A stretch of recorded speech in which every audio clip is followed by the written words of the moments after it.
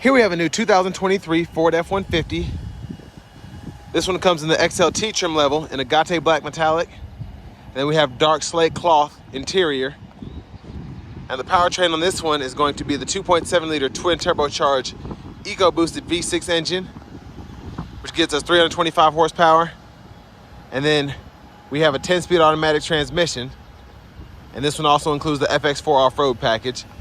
But coming back to the front end here, we do have our halogen headlamps along with halogen fog lights. Quick look there.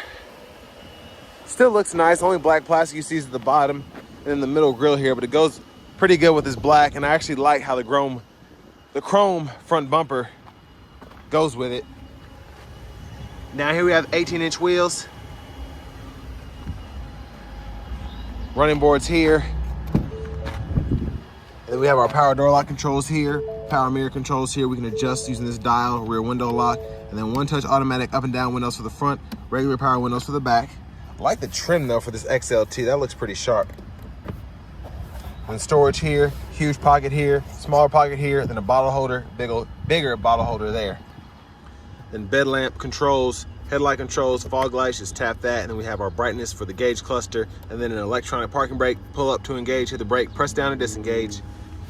There's our hood latch there. We can tilt and telescope our manual steering wheel. And then this one does have a power seat bottom with two-way power lumbar support. And a manual seat back, but let's check out this rear space as I have that seat up front adjusted for someone of my height being 6'3". That driving position there. And of course, plenty of space behind.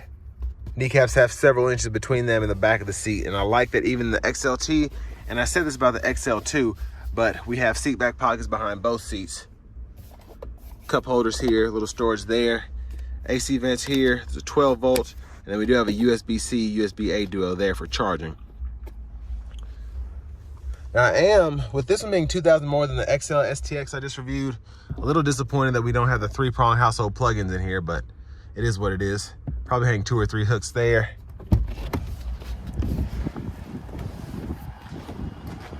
And then for fuel, you take that easy fuel in there. And then as we come around to the back end, I like the look since they redid the F-150s past few years. Then we have a bed liner here. And we have the bed lights as well.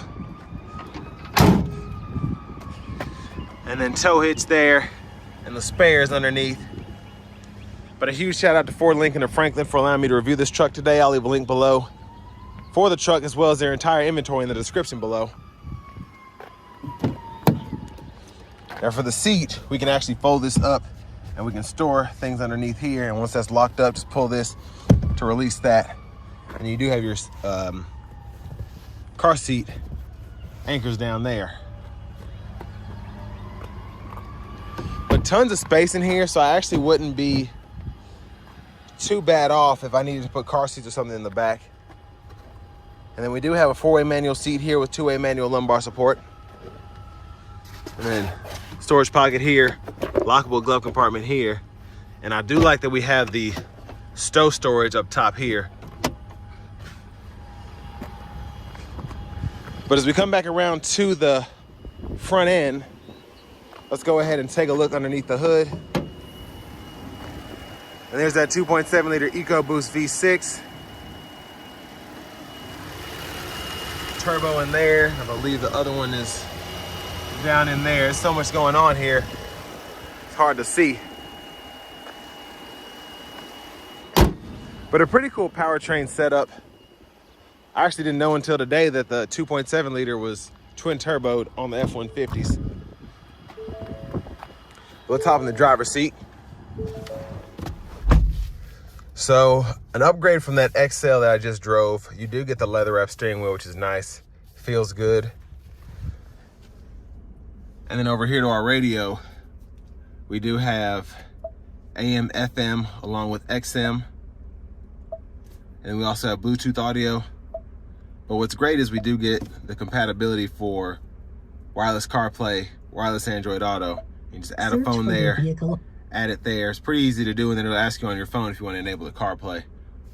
Android, I'm not sure because I don't have an Android device how that works, but I'm pretty sure it'd be similar. Now for the navigation screen, I like that it gives you the view here, but to actually use destinations, you do have to pay for the subscription, kind of like GM started doing with that Google Assistant's radio. So I find that pretty interesting.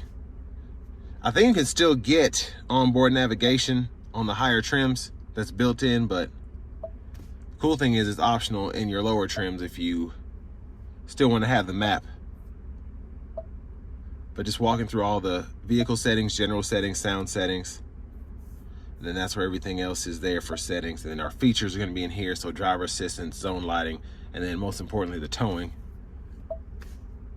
So we can add a trailer, select the do the trailer light check, all of that. Now up here, we can toggle the backup camera, hazards, hill descent, and traction control. And that's gonna be the full view of the backup camera. Guidelines follow you, turn the steering wheel, and then we have our parking sensors back there. And then we can cut the screen to the home menu there and then cut it off. And then we can use this as a tune knob, volume knob, click this to mute, and then you can pull up your sound settings just by hitting that button if you don't want to walk through the settings menu. And then I like to use this for change. Four-wheel drive controls, drive modes, you can use this knob to go through. And I like the graphics you get here. So, what was that, 7, 8 drive modes? It's crazy.